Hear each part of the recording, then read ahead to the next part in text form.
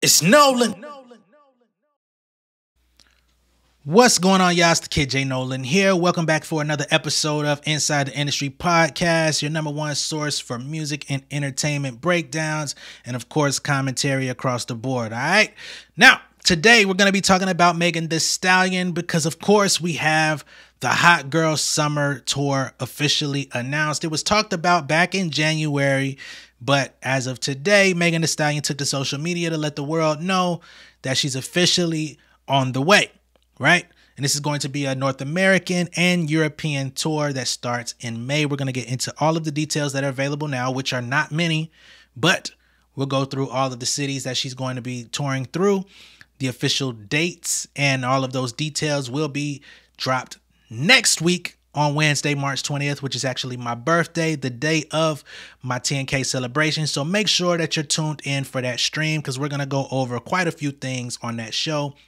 Whatever's hot in the news at the time, but we know for sure we're going to have some Megan Thee Stallion news in that show. So make sure that you tuned in, all right? And again, it's going to be a live stream, not a premiere, okay? Now, getting back to Megan and her Hot Girl Summer Tour, okay? I'm on Billboard. They say Megan Thee Stallion is hitting the road. The Houston rapper announced plans for the Hot Girl Summer today, March 13th. Meg will be connecting with her hotties across the globe following a North American leg, which kicks off in May. She'll be heading across the pond to a handful of dates in Europe. The exact quote, Megan says, "Hotties, get ready to come have some fun with me at the Hot Girl Summer Tour. Get your outfits ready now." All right. She says, "We getting started this May. I told you what cities today to get y'all prepared. Check back in on the 20th for official dates. I'm so excited." All right. So let's go ahead and put the tour flyer on the screen. Y'all see a little mini version of it here, but let's go ahead and put that on the screen for y'all. You know, I ain't trying to leave y'all in limbo. So hold on. All right, so we got it up there for y'all so you can see. This is the tour flyer that's stylized in a magazine cover type of vibe. You know, Megan Thee Stallion, Hot Girl Summer Tour, calling all hotties, coming to a city near you, the hottest event of the summer. All right, beginning in mid-May 2024. Let's get into these locations, right? So I don't know if I'm guessing that these are listed in chronological order, but we'll find that out for sure next week.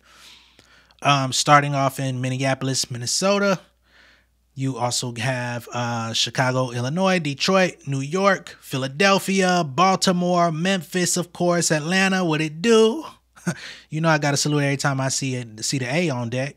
Raleigh, North Carolina. Somebody tried to correct me on this Raleigh. Y'all say Raleigh out there?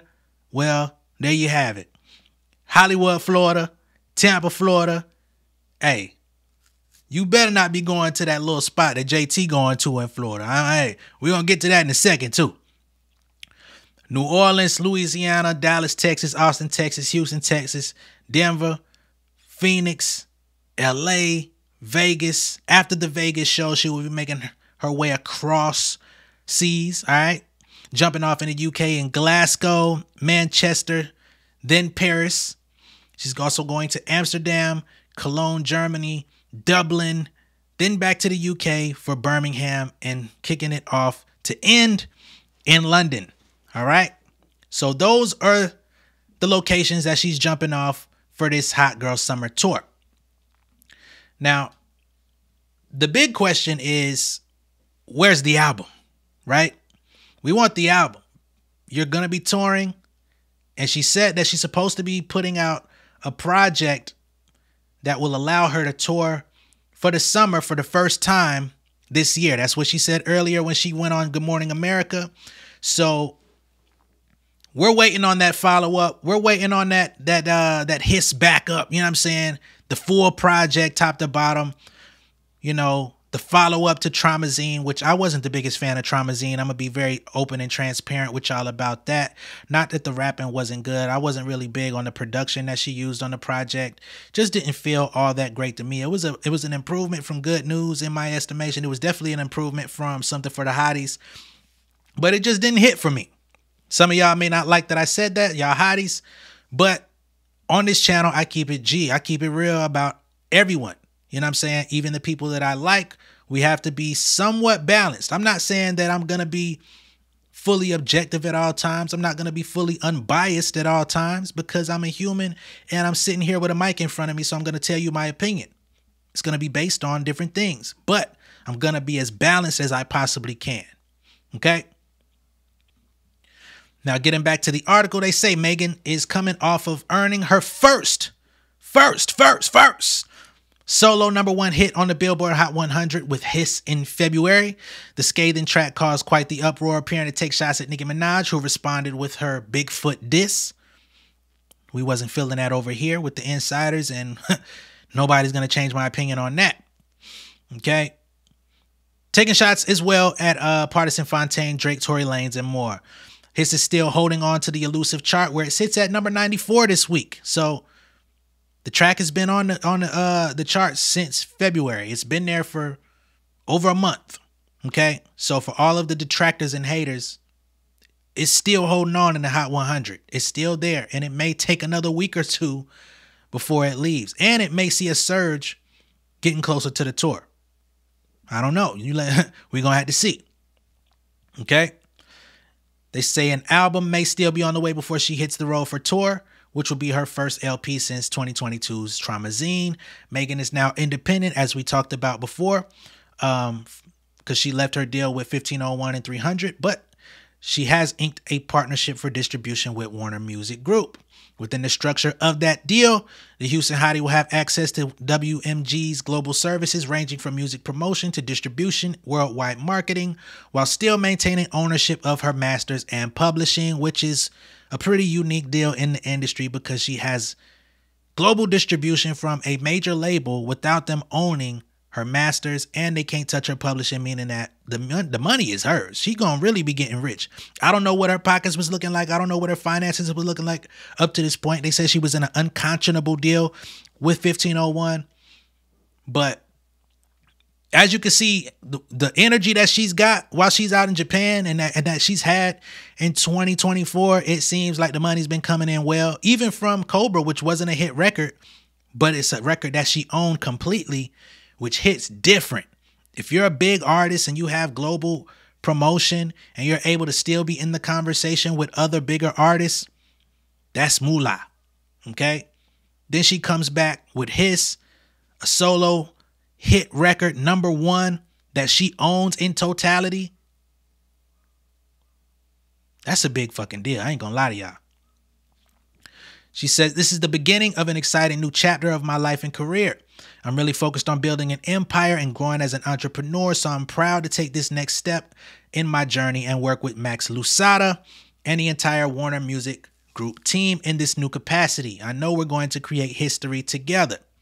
You know, they tried to say this was the first of its kind type of deal, but not exactly, because we've had hip-hop moguls in the past that have gone through a large conglomerate such as Universal instead of Warner, such as Master P with No Limit Records and Cash Money with Universal as well. So they set the precedent in the distribution fashion and still getting those perks. We haven't seen somebody do this in a while though. Other labels that did similar was like Rockefeller, Murder Inc. I think there was another one in that family, Rough Riders. In the late 90s going into the 2000s, they also did distribution partner deals. However, again, it's been kind of taken out the game since then, because those labels were able to exceed and excel and make millions upon millions upon millions of dollars. And they were able to keep a lot of that money because they maintained their ownership. So Megan Thee Stallion is the latest artist in the game to do that. Of course, artists have been going independent for years. They've been going to Empire. Empire is kind of like, you know, they have a strong infrastructure that's built like a major label, but they're not one of the majors.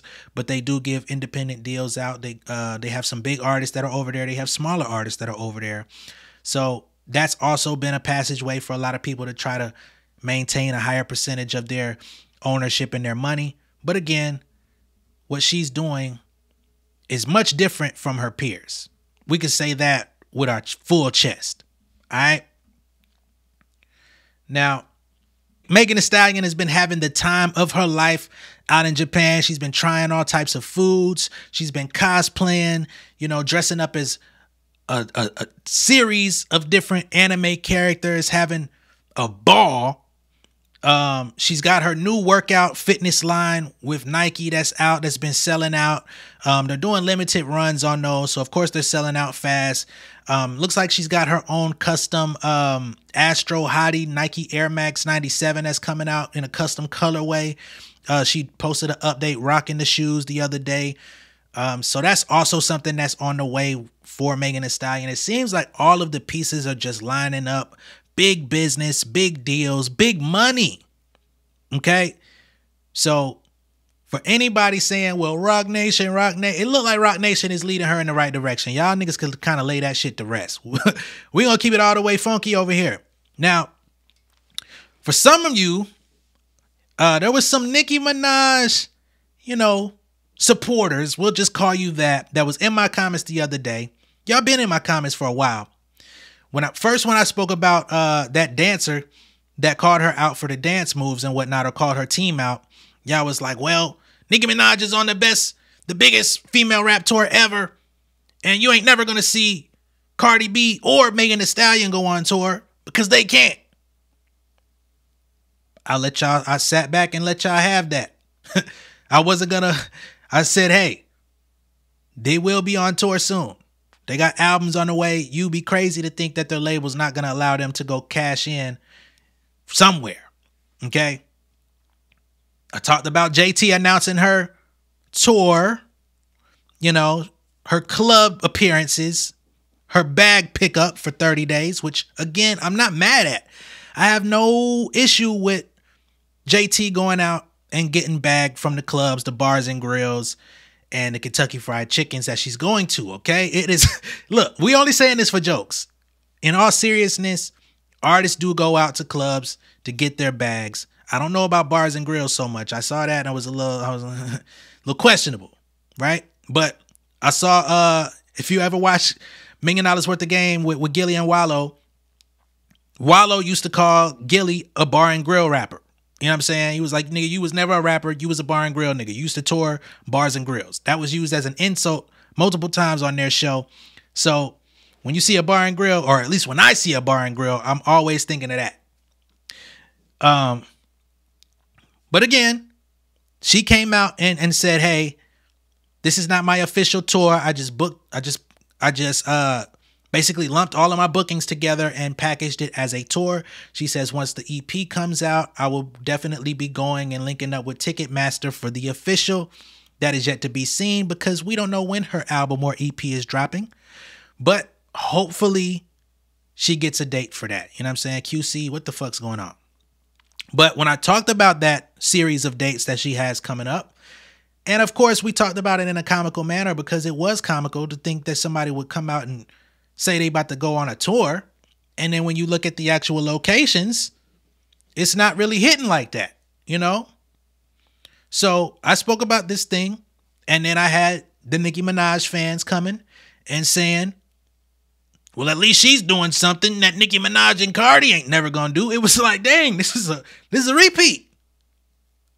What's really going on here? Y'all are really dedicated here. No matter who I talk about, and this is the thing that's interesting to me. I've had some Nicki Minaj fans come in here and say, why you keep bringing up her name? Why is it every time you do a Cardi video, you mention Nicki Minaj? Because they've been beefing for the last 5 years, going on 6. Whenever one is mentioned, the other gets mentioned. That's not something I created. If you go on Twitter, you see it all goddamn day. But yet when you come over here to inside the industry, you think it's supposed to be any different. No, because they taking shots. They're competing. When they have announcements, they want to make sure they got the bigger announcement than the other. Please believe me, that is what they're doing. It is deliberate. They're using you fans, Barty Gang and Barbs. They're using y'all. They know y'all gonna fight. They know y'all gonna defend. And they're allowing y'all to come out and fight those battles because they're not gonna come out here and do this shit every day. then you come over here to me and want to fight me. Well, I'm not the one for it. All right. So y'all want to say Cardi B and Megan Thee Stallion would never hit a tour, they'll never hit arenas. It looks to me as though Megan Thee Stallion is coming to an arena near you, and we will know for sure in 7 days. So it's not my job to make y'all eat y'all words, but I'm quite sure you're going to have a full plate come March 20th. Okay? That's my assessment of the situation. That's all I have for y'all. We're still waiting to see when Megan is going to announce her official album, what the name of the album will be, the date, all of that good stuff. But if she's kicking off the tour in May, that means it should be here shortly. All right? I would think she's going to have it at least 30 days before the album so she could be rehearsing, getting everything ready. Because if she's having fun, eating all that shit in Japan, goddamn having a ball, getting goddamn gold fronts and shit like that, you better be working on your art. Okay? Don't get out here embarrassing the people. Your hotties, they gonna come get you. All right? But that's all I got for y'all on this one. Be sure to like and share this video. If this is your first time seeing me on YouTube, go ahead and subscribe to the channel. Hit the post notification bell for all updates on my insiders, what it do. I'm gonna go ahead and sign out, take y'all out with Let's Get It One Good Time. And I will see y'all on the next one. All right? Y'all be safe out there. Enjoy the rest of your day. Peace. King of my city in cul-de-sac. Coming out swinging like soldier rags. Leading my people like quarterback. Boy, I study this shit, I'm an almanac. Had to get up and grind. Knowledge is booming, I'm here to apply. Came with the chip and the dip, it just single the mind. We finna do more than survive. I need my check. Spinning the block for the Gouda. We hitting the jeweler to flood out the net. We don't do beef for computers, I'm straight out the sewer. We come when you rest.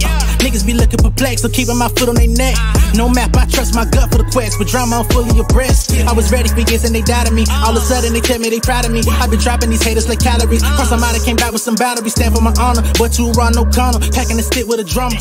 Wanna catch my bad, won't fumble. I done came too far to be humble.